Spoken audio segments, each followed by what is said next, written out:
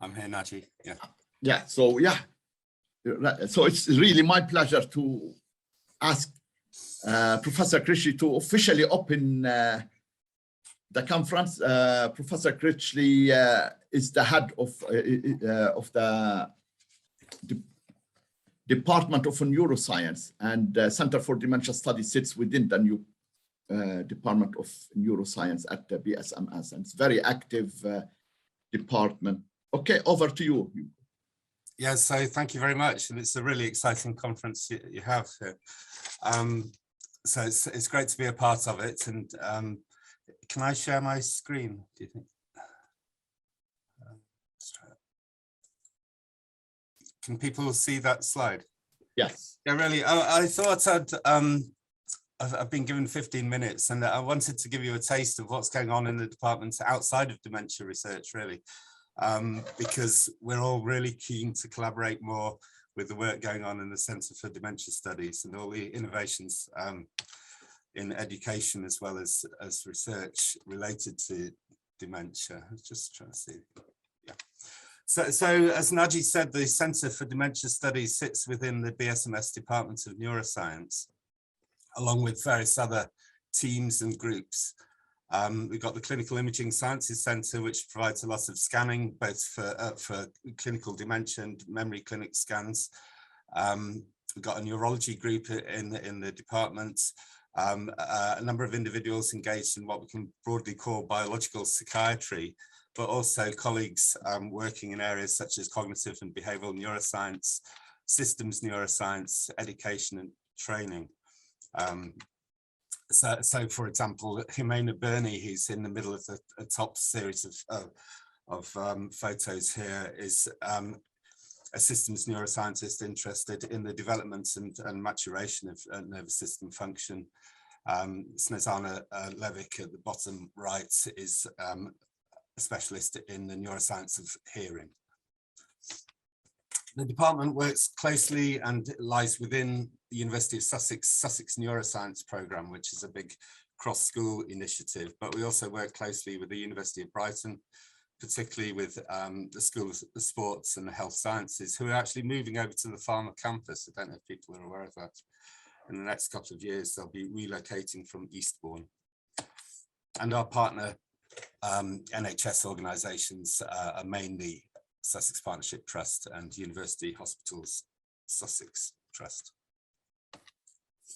The Clinical Imaging Neurosciences Centre, as I say, supports a lot of clinical scanning relevant to patients with suspected dementia, and provides a great service clinically.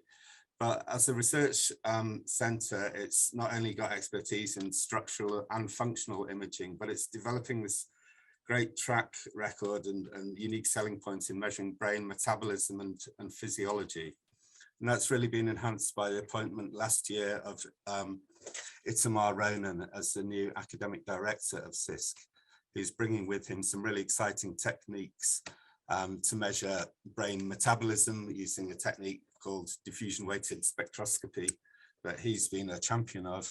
And that can give measures of brain inflammation and metabolism at quite a rapid level of reconstruction. So we can look at that relationship between brain chemistry and function quite dynamically. He's also going to be championing this really exciting technique called low field MRI, which basically uses a really weak magnet that weighs about 40 kilograms as a scanner itself. You can put it on the back of a motorbike essentially, and this technique is going to be really valuable in getting high resolution, ultimately, brain imaging in like your doctor's surgery or in currently disadvantaged communities across the world. And Itamar is going to be championing this with support from universities of Brighton and BSMS. And the other thing that he's bringing is a whole raft of new techniques that potentially can replace FDG PET using MRI imaging without the radioactivity to measure brain metabolism, very relevant to different types of neurodegenerative disorders.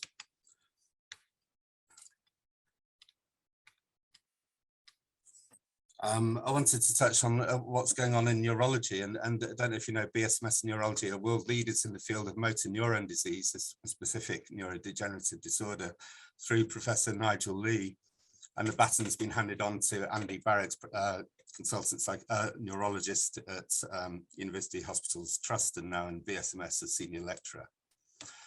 Now, they've been working on inflammatory modulation of disease progression in neurodegenerative motor neuron disease, being able to map changes in brain over the course of the disease. But the focus has really been on this international trial of interleukin-2 for treating MND. The work is extended to looking not only at brain, but spinal cord. But the big innovation has been to approach the disorder from multiple angles and to come up with this emergent experimental medicine pipeline for managing the disease. And this is really going to set the agenda for how people are treated with ALS in the future, with MND in the future. Within BSMS psychiatry, I mean, I'm part of this group, but I just wanted to flag up the work by Alessandro Colasanti, who's interested in brain metabolism and inflammation in mood disorder. Reader James Stone, who's interested again in mood disorder, but psychopharmacology. And Jessica Eccles, who's interested in brain-body interactions and neurodiversity particularly. So Alessandro's work is really focused on abnormalities in how the brain uses energy and how that relates to disorders like bipolar disorder, but also how an inflammatory component plays a part in mood disorder across different conditions.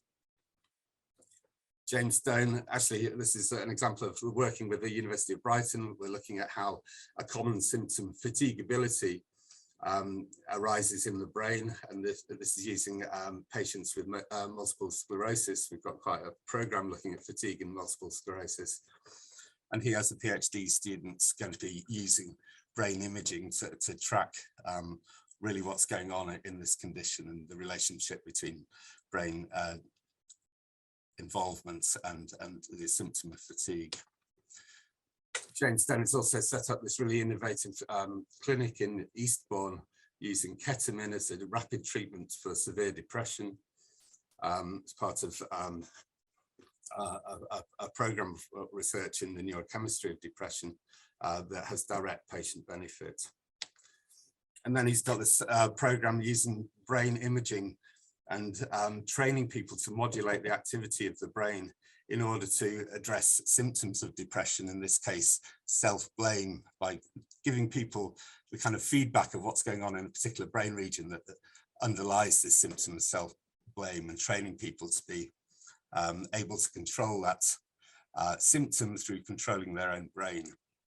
And we've got a similar program looking at attentional training for ultimately to be applied to people with attention deficit hyperactivity disorder, with another student called Christina Camporelli, really thinking about mechanisms that we can design and build and optimize in the scanner, but then take out to clinical populations without the need for high cost and high organizational issues of getting people into scanners. That kind of training theme is something that other members of the department have been pursuing for some time. This is Natasha Sigala, who's been focusing on brain training people in middle age, if you like. So people have to learn how to navigate this dot over to the red dot. You can see my cursor on the screen, while avoiding the green blobs as they move around. And that kind of skill training changes activity and function and structure to some extent in the brain in a way that potentially can enhance and the protective factor, maintain cognitive performance or build cognitive performance that may have value in protecting people from cognitive decline later in life. And you know, while setting up one aspect of the brain training paradigms, it opens up a whole load of questions that are relevant to how people age in a healthy or maladaptive way. Training has been a theme of work that I've been involved with, training people to be better able to perceive sensations in the body, to interpret them appropriately. We found this useful as a way of helping people better manage symptoms of anxiety. We've run a big clinical trial, 120 people involved with the diagnosis of autism who are particularly vulnerable to anxiety, and shown the value of this interoceptive, this training, body-brain training, if you like.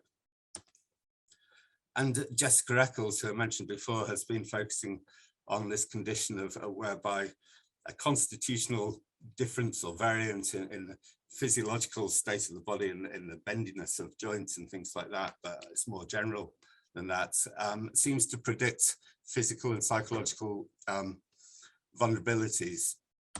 And so links to chronic pain and fatigue are expressed through this combination of having a kind of bendy predisposition in your connective tissue with inflammation, stress, trauma even, all contribute to making people more vulnerable to fibromyalgia, myalgic encephalitis, chronic fatigue.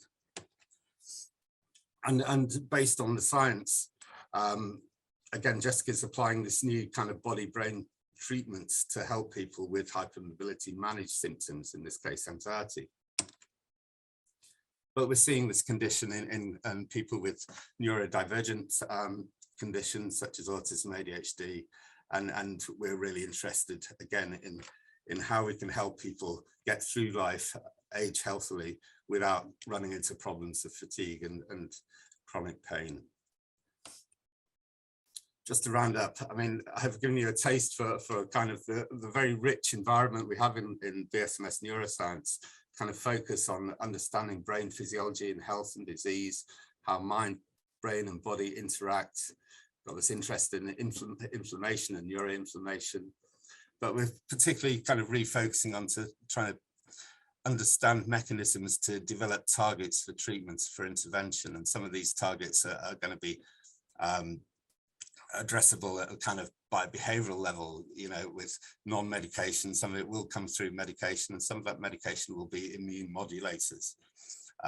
But we've got this whole program ongoing across different areas of neuroscience and BSMS, which the Centres for Dementia Studies hopefully will become strong collaborators and great partners in helping us progress this agenda.